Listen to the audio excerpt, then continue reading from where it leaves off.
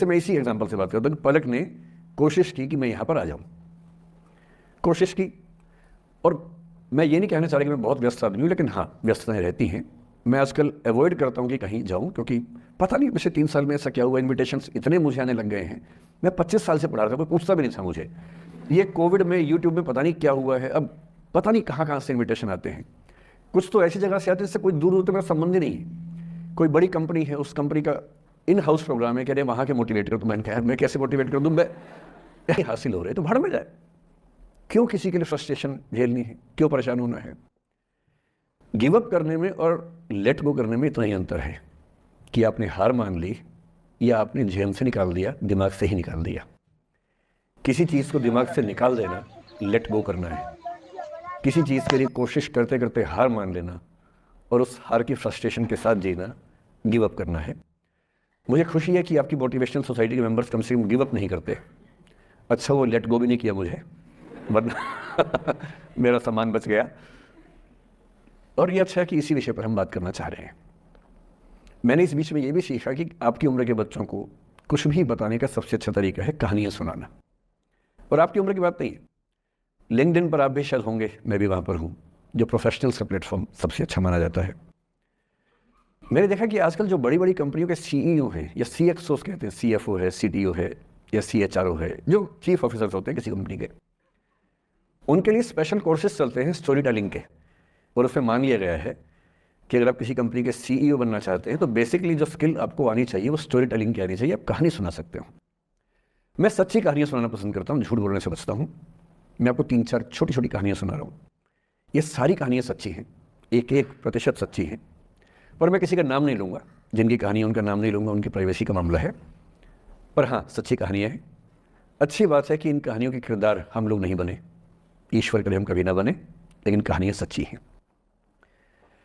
जब मैं दिल्ली आया था 1990 में, मैं हरियाणा के एक शहर से, भिवानी से दिल्ली आया था पढ़ने के लिए। मेरे ड्रीम कॉलेज में हंसराज भी था, पर मेरा संयुक्त से मेरा एडमिशन जाकिर हुसैन में हुआ। मेरे अंक ठीक थे, यहाँ हो सकता था, पर मैं तो नई दिल्ली स्टेशन पे उतरा, बाहर निकला, पता लगा वहीं एक कॉलेज है, वहीं एडमिशन ले लिया मैंने। तो लोगों ने कहा कि यार कैंपस बड़ा अच्छा होता है। मैंने कहा क्या फ़र्क पड़ता है, कॉलेज कॉलेज होता है, छड्डो, यही छड्डो में सिखाने आया हूँ आप लोगों को। ये ठीक है, स्टेशन से निकले वहीं कॉलेज है, मैंने घर जाना होगा तो आराम से कॉलेज से निकल जाएंगे, क्या रखा कैंपस में। पर मेरा एक दोस्त जो मेरे साथ ही आया था उसी शहर से, उसने एडमिशन हंसराज कॉलेज में लिया। मैं और वो स्कूल के डिबेटर्स थे। डिबेटिंग में हम लोग स्कूल टाइम से काफ़ी एक्टिव थे। डीयू में आए तो यहाँ भी एक्टिव रहे।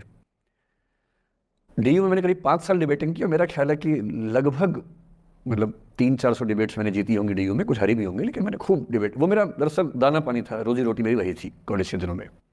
घर से पैसे मैं लेता नहीं था, मिलते भी नहीं थे, देना क्या था, ऐसी स्थिति भी नहीं थी उस समय मेरे घर में कि मिल सके। तो डिबेटिंग मेरा रोजगार था, एम्प्लॉयमेंट था, मेरा उससे काम चल जाता था आराम से। उसका भी चल जाता था, वो हंसराज से था, मैं जाकिर हुसैन से था। हम खूब डिबेट्स में मिलते थे। अक्सर ट्रॉफी या तो हम जीतते थे या वो जीतता था, कोई भी जीते रूम पे ही आती थी, क्योंकि हम रूममेट्स थे, एक साथ ही रहते थे। वो मुझसे योग्यताओं के मामले में 21 था, बल्कि अगर वो 21 था तो मैं 15 ही रहा या 12 रहा, 22 या 21 तो नहीं रहा, मुझसे बेहतर था योग्यताओं में। बड़ा अच्छा व्यक्ति था।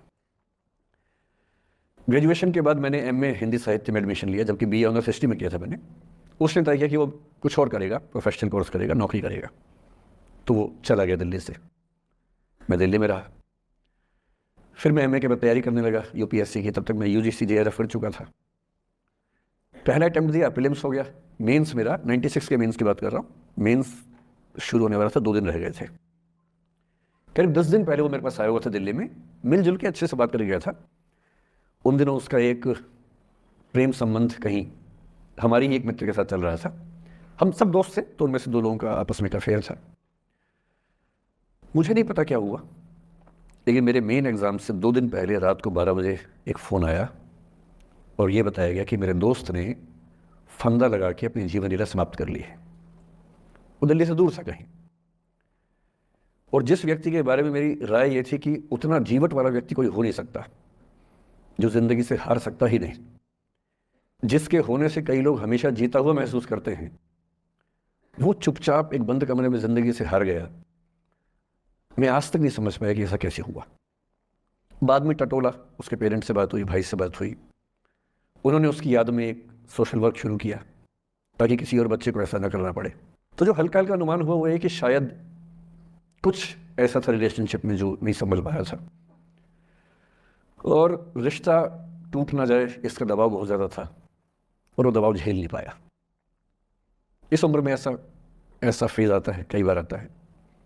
ये एक कहानी है, हंसराज कॉलेज से ही जुड़ी है, इसलिए मैंने सोचा कि वहीं से बात शुरू करूँ। नाम जैसा कि मैंने कहा मैं नहीं बताऊंगा, तो नाम बताने का मतलब भी नहीं। और वो जिसकी मैं कहानी सुना रहा हूँ आप लोगों के जन्म से पहले की बात है। आप तो सब 21वीं सदी वाले बच्चे होंगे ना, जेन ज़ी होंगे आप सब लोग, तो ये तो बहुत पुरानी बात है। एक दूसरी कहानी सुनाता हूँ। मैं आपको 2-3 कहानियाँ सुनाऊंगा, फिर उन सबका सार निकाल लेंगे एक साथ हम लोग।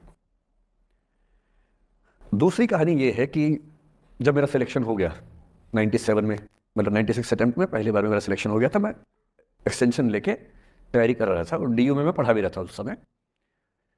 तब मैं शायद डीएवी कॉलेज में था या अग्रसेन, मैं 2 जगह पढ़ाई डीयू में, तो उनमें से किसी कॉलेज में पढ़ा रहा था उस समय में।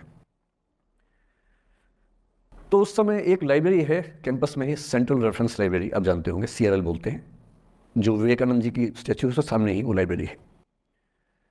उस लाइब्रेरी में नीचे सब बैठ के पढ़ते हैं और टॉप फ्लोर पे रिसर्च फ्लोर है जहाँ MPhil PhD वाले बच्चे पढ़ते हैं। मैं उस समय शायद PhD कर रहा था या MPhil खत्म हुई थी, वहीं बैठता था, पढ़ता था रोज़।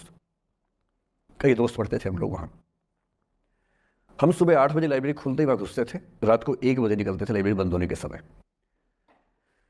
तो वहाँ एक छत थी, छत पे छोटी सी कैंटीन थी जहाँ हम लोग जब जब बोर होते थे दिन में 3-4 बार जाके चाय पीते थे।